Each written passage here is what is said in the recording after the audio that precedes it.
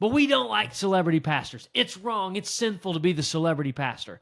But then everybody in your ministry, when they have a crisis, comes to you. Even if the ministry's less than 50 people, guess what? You're a small church celebrity pastor. And that is unsustainable at a mega or giga church, and it's even unsustainable at a small church or a smaller student ministry.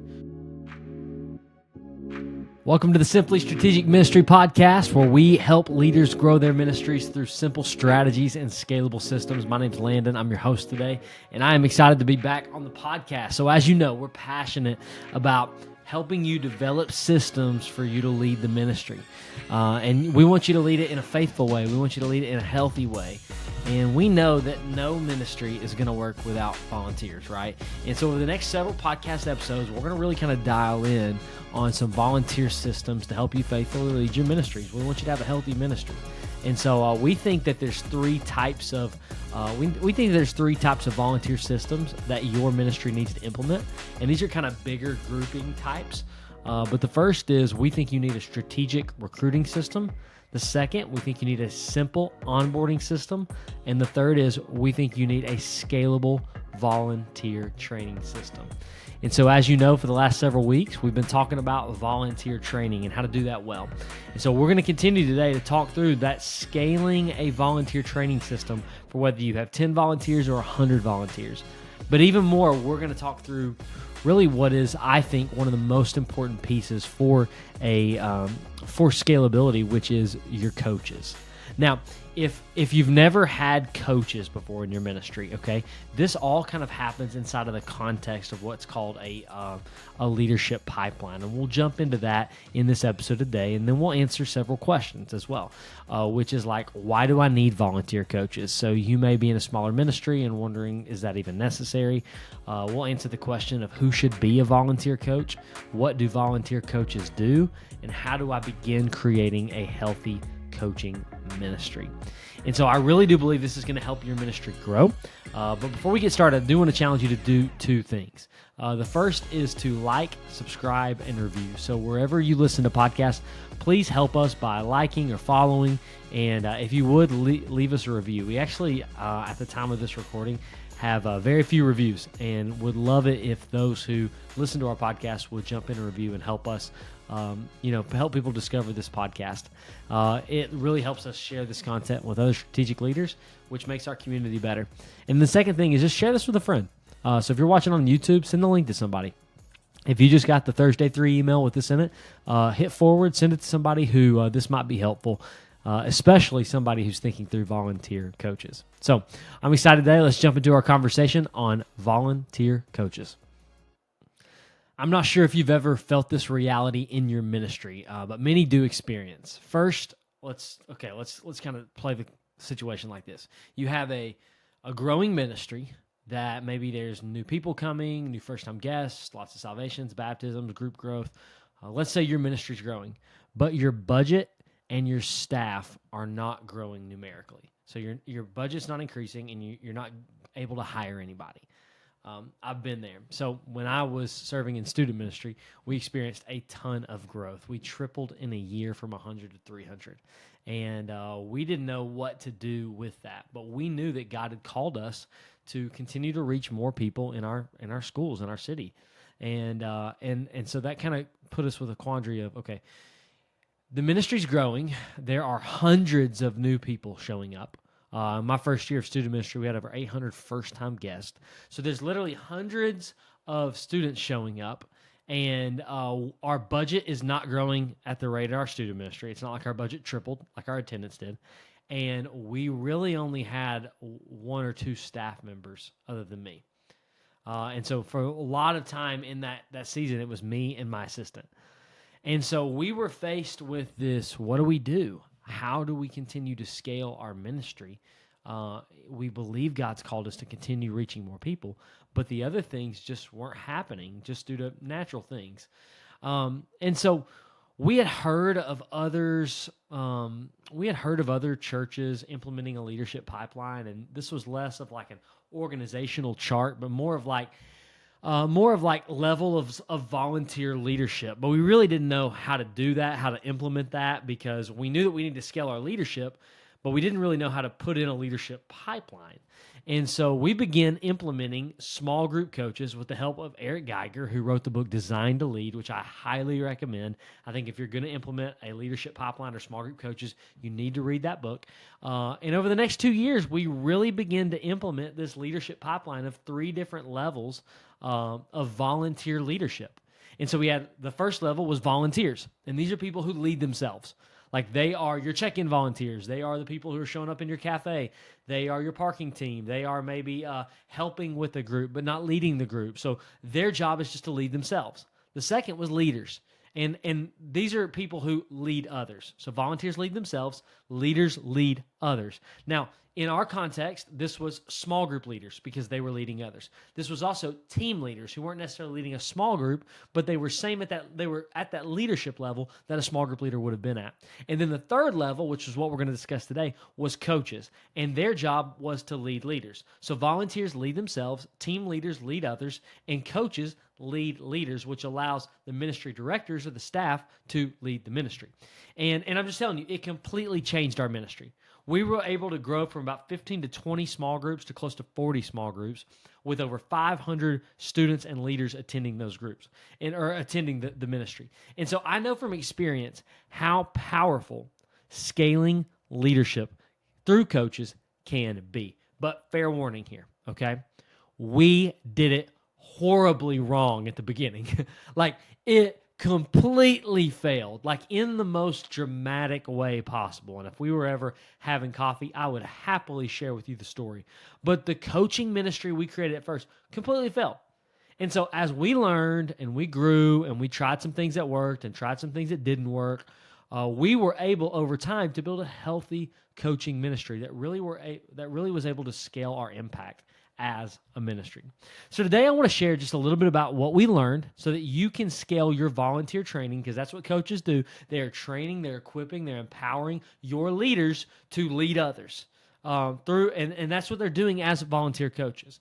And just fair warning on this episode, 80% of this happened in student ministry. I've led other ministries, plenty of other ministries with volunteer coaches, but a lot of my examples today are going to come from my experience in student ministry. But I'll just tell you, a lot of it can be applied to student ministry. So the first question you might be asking is, why does my ministry need volunteer coaches? Now, if you're in a smaller ministry, you have 10 to 50 students, you may be wondering why I have 10 volunteers. Why do I need a coach? You might be thinking this is a level of complexity that we may not need. Well, while that may be true early on when your student ministry, you're just getting started and you do need to get to know your leaders, I would just say that if you have vision for growth, then you need to have systems in place to scale. So this might feel too complex, but I would say if the moment you've moved past 8 volunteers, because 4 to 8 people, those are the people you can really kind of know well and help and lead. Once you've scaled past 8 volunteers, you need some sort of leadership level. And I would say a coach is a great leadership level for that. And so I remember a season in youth ministry when every small group leader seemed to be having some sort of crisis. We were attracting all kinds of lost people, and they were doing lost things and had lost families. And there was a lot of ministry that needed to happen. And honestly, it was overwhelming. I was the only student pastor on our staff, and we had 300 students. It was overwhelming. It was unsustainable on my soul. And honestly, it was just a bad strategy. Because guess what? I didn't have the time. I didn't have the bandwidth. I didn't have the energy. And I have a lower relational capacity. I didn't have the relational capacity to deal with each of these crises as well. So even if they got me and talked to me, I didn't know if I was even handling it well just because I didn't really have the energy and the wisdom to do so. And so oftentimes I would try, and it probably wouldn't go as good as maybe it did if we had coaches. My point is, coaches allow the directors to run the ministry well so that coaches can directly lead the leaders well. Let me say that again. Coaches allow the directors to run the ministry well so that coaches can directly lead the leaders well. A lot of times this was dealing with parents I wasn't a parent at the time for many of the years in student ministry. So how was I going to deal with some of these things? Sure, I can provide wisdom and insight, but we needed a level of coaches to be able to talk to parents and be able to deal with some of these sticky situations. And so just a reminder, the volunteers lead themselves, the leaders lead others, the coaches lead the leaders who are encountering all these different crises so that the directors can lead the ministry. Now, I know most of us are not leading some nationally known ministry. Maybe you are. That's awesome. Welcome to the podcast. But I tell people all the time that you can be, even in a small church, a celebrity pastor. In a lot of more Reformed or Baptist worlds, there's always like the celebrity pastor boogeyman, and they say, "Oh, we hate celebrity pastors," but then maybe they don't say the word hate. That's probably a little too harsh. But we don't like celebrity pastors. It's wrong. It's sinful to be the celebrity pastor. But then everybody in your ministry, when they have a crisis, comes to you. Even if the ministry is less than 50 people, guess what? You're a small church celebrity pastor. And that is unsustainable at a mega or giga church, and it's even unsustainable at a small church or a smaller student ministry. Don't be the celebrity pastor of your small ministry. So we don't want to be that. We want to make something that doesn't revolve around our input, our energy, and our expertise to move forward. And if it does, then the ministry revolves around you. And we know Ephesians 4. We know Ephesians 4 is what it says, that we equip saints for the work of the ministry. So yes, if you have a vision for growth, if you have a vision for multiplication, even if it's not happening just yet, then you need a position that allows multiplication to occur. So why do you need coaches? Because your job is to equip the saints for the work of the ministry, not for you to be the only one, the only paid professional to do the work of the ministry. So the second question then is, what even is a coach? What's a coach? So I like to define it as 3 things a coach is not and 3 things a coach is, because I think there are some misconceptions here. So let's start with 3 things a coach is not. The first thing a coach is not a doer. Now, I get this because as leaders, we like to step up and get it done. When nobody else shows up, we show up and we do our job. We get things done. We put it on our back, and we do that because we're leaders, and we have that deadline initiative to take lead and get things done. Now, coaches, though, are not primarily doers, but there's a temptation for us to think that our greatest impact will happen through what we do. But I would just say, if you're considering doing coaches, make sure you're looking at people who are not just doers, because their greatest impact and the greatest impact you can have even as a leader is not through what you do, but what you do through others. So if you are a coach or you're implementing coaches, then you're not looking for people who just like to show up and serve. You're looking for something more than just a doer. The second thing a coach is not is a micromanager. Now, every single ministry wants their leaders, every single leader wants their ministry to be great. But even the great leaders can allow their need for perfection to tempt them to micromanage. But these are not micromanagers. They do not need to know every name in the small group. They do not need to know every little thing that's happening in the group. They do not need to be involved in every situation. But what they are is they're developers of others to lead, so you're not a micromanager. The third thing a coach is not just a communicator. So here's the temptation, is we realize as we scale our ministry, we grow our ministry, then we have to scale our communication as well. We got to, it takes more time to get the information to everybody.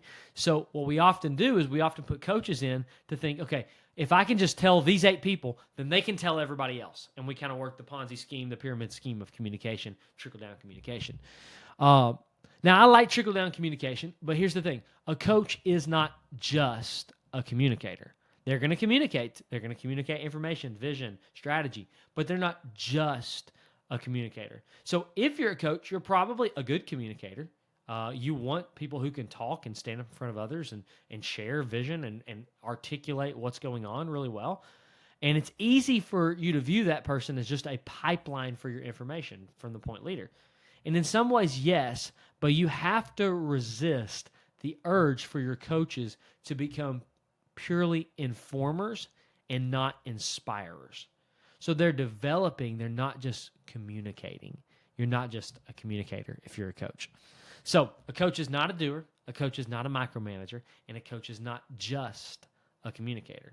But here's 3 things a coach is. A coach, number 1, is a vision caster. So a coach is someone who is able to cast clear and contagious vision. Now, if you're a coach, you can communicate vision to a room of people. You can cascade the why behind what we're doing, and you can make others want to join you. That's something a coach has got to do. So you don't want somebody who's just, good relationally. You do need somebody who's good relationally, but can also clearly communicate the needs and what we're feeling and where we're at spiritually. You need somebody who can articulate that well. You don't just communicate information, you're casting vision. So they need to be able to get up there and say, hey, here's the problem, and here's how God is inviting us in to be able to solve this problem. So everybody, let's do these 3 things tonight. If somebody can't get up there and if they need a script to follow, they're not going to be a good coach. But if they're able to think, okay, how do I cast this as vision? Then that's going to be a much better coach. So a coach is not a vision caster, and then a coach is a vision caster. And number 2, a coach is a developer of leaders. So a coach is someone who is able to lead and develop other leaders. So remember, if you're a coach or if you're leading coaches, they're not just doers, they're leaders of leaders. So what you'll need to do is you'll need to identify high potential leaders and then put them in positions to coach other leaders to be effective. And so these are people who are not just doing tasks, but they're actually discipling others. So they're having people over to their house. They're listening to maybe podcasts and sharing things and sharing nuggets and resources with their people to develop them. They're seeing, okay, hey, why is this small group leader standing up and not sitting down in a circle? Okay, let's develop this small group leader, this SGL, to maybe lead their group more effectively. So they're a developer, they're a disciple maker, which really raises the bar on the type of person you need. You don't just need a doer, you need a developer. And then number 3 is a coach is able to give clear feedback. Now, there are probably people in your ministry who are highly energetic, they're great communicators, they're fun people, and everybody wants to be around them, and they're probably high-level leaders. But if they cannot give clear, constructive, and concise feedback, both positive and negative feedback or constructive feedback, then that person's not going to be good. The coach has to be able to call out in somebody what they're not currently doing. So we say a coach is someone who's able to give clear and positive constructive feedback. So giving feedback isn't always easy, especially when your leaders and your coaches have to communicate hard truths. But these people are going to be doing the coaching for you. You as the leader are not going to be the one who has to always call what is right and wrong. You need your coaches to step in that gap for you so you can focus on the ministry. So this is what a coach does. They're vision casters, they're developers of leaders, and they're people who are able to give clear and positive feedback. Now, let's talk about the next piece, which is what do volunteer coaches do? Like practically, give me the job description. What do they do? And so this really is, what I'm about to go through is basically a coach's job description. So maybe sometime we'll publish a volunteer coach job description, but this is the job description. So when we talk about what we coach leaders around how to implement coaches, this is the one sheet paper that we're giving coaches to help them think through for their leadership teams. So first off, the bottom line, okay, and this is, we always like to give a volunteer a 1-sentence job description. So we don't need 3 or 4 paragraphs. We need one simple, clear, contagious sentence of what these coaches are doing. And so we keep it very simple. We say coaches develop leaders to carry out the mission of fill in the blank. Carry out the mission of COH Youth. Carry out the mission of First Baptist so-and-so, okay? And so as we walk through the job description, this job description really is about the same whether you're serving in student ministry or you're in guest experience or production world. You're a developer of leaders. And so, the 1-sentence job description is that coaches develop leaders to carry out the mission of fill in the blank. We say this: you win when leaders feel known, trained, and celebrated so that they can do their part in making disciples. So we say this, there's the three things. What do coaches do? They make sure their leaders are known. So they are the people who are connecting with them regularly. I've seen some ministries that even will give a budget to their coaches and give out Starbucks gift cards to be able to go to coffee with their leaders. You may think, my people won't have time to connect with all of their small group leaders. They're 4 to 8 small group leaders. Well, what if you're just connecting in between services on a Sunday morning? If you got 2 services, meet together, connect, have coffee for 30 minutes. We're asking that our coaches meet one-on-one with them at least every 6 months for what we call coaching coffee. And so this is a time of kind of critical feedback and positive encouragement, but we want them to meet at least once every 6 months. So if they're leading 8 leaders, they have 8 meetings in the first semester, 8 meetings in the second semester of ministry. They're also aware of major events and needs in their personal lives. So if somebody's going through something, the coaches are the one who are communicating that to the staff. And then we're also having them help us in our system, we're talking about them helping us with onboarding and recruiting new volunteers, which we hit in some of our other trainings. So the first thing that they're doing is that they're making sure leaders are known. The second thing is that they're making sure leaders are trained. So they're doing something every month, whether it's in their group message or their Slack channel to cue them, to train them, to equip them. So we want to equip our coaches with really great resources, podcasts, and books to be reading. And then when something really resonates with them, we really want them to be sharing that with their people. We're gonna use our coaches to make sure that they are encouraging their leaders to go through the spiritual formational pathways that the church has to offer, like small groups or membership class or spiritual gift assessments. We want them to make sure that they are also pursuing their own personal journey with Jesus. And then our leaders are also, part of training is that they're sitting in and observing each group once a semester. So they may come and sit in a small group and engage with the students. Now, this can be an awkward thing, so there's a little bit of an art to do it. And you definitely don't want to do this with mixed-gendered coaches, which I don't suggest at all. So they're going in and they're giving feedback and they're training them. And then the next thing is that we're also having them help us keep leaders accountable. So if we see somebody who's not been checking in, if we see somebody who's not been showing up, we're going to have the coach be the first kind of line of defense to have that conversation. And then finally, so we've made them make sure that their leaders are known, trained, and then also celebrated.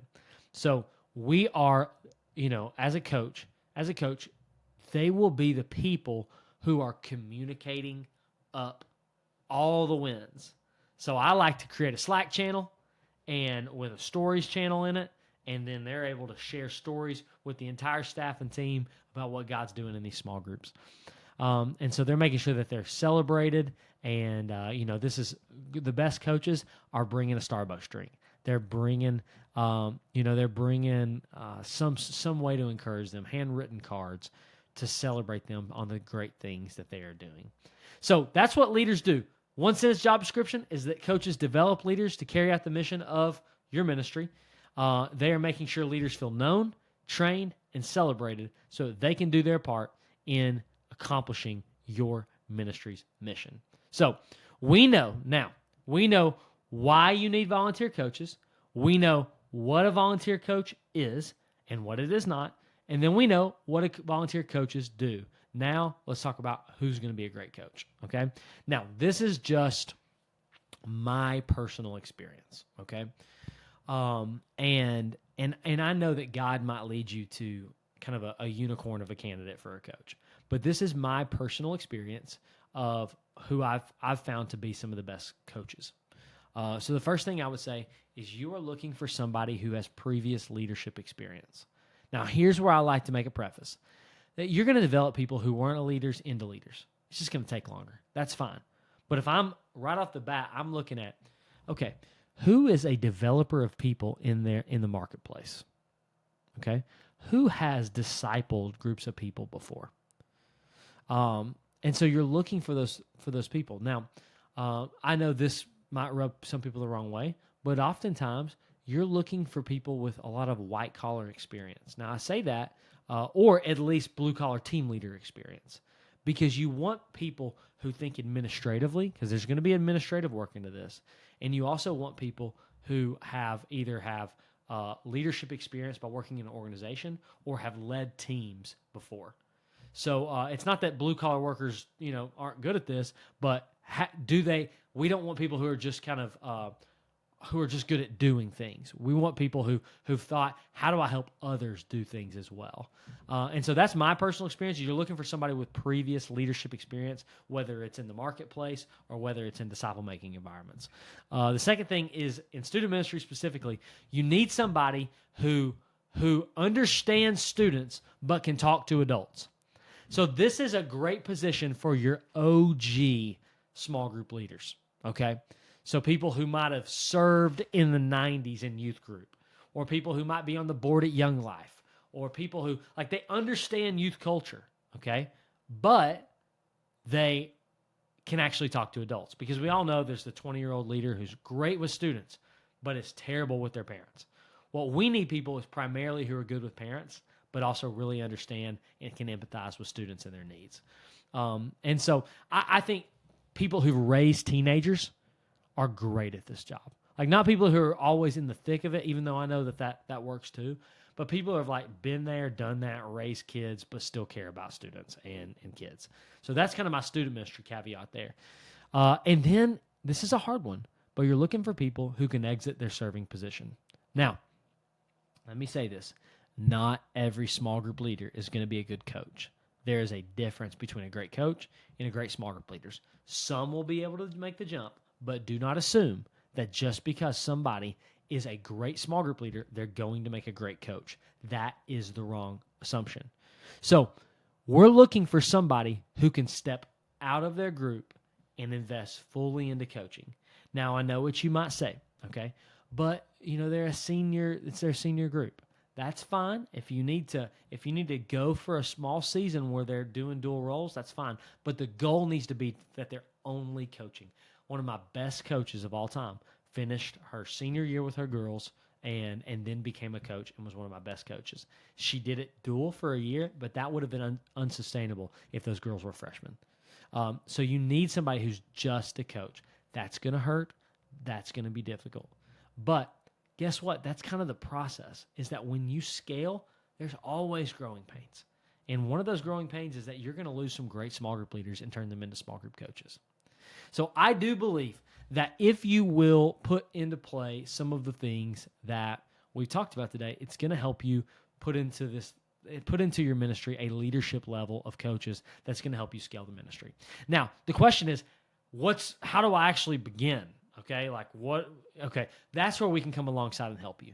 So one of the things that we do is a free coaching call where we just hop on. One of our coaches will hop on and talk you through where your ministry's at and give you some next steps. But we love to coach teams around this idea of volunteer training. And so if you're like, hey, I need to redo my volunteer training and I'm interested in having a coach help me walk through this, we will input our scalable training system into your ministry so that you can, and we'll tweak it and make it really context specific. But what we'll do is we'll coach you on how to implement a scalable training system that works for 10 volunteers or 100 volunteers, or even beyond that as well. And so we want to help you think scalability. And so that's what we do. We help leaders grow their ministries through simple strategies and scalable systems. So I hope our time today has helped you do just that. And I want to thank you for being a part of our leadership community.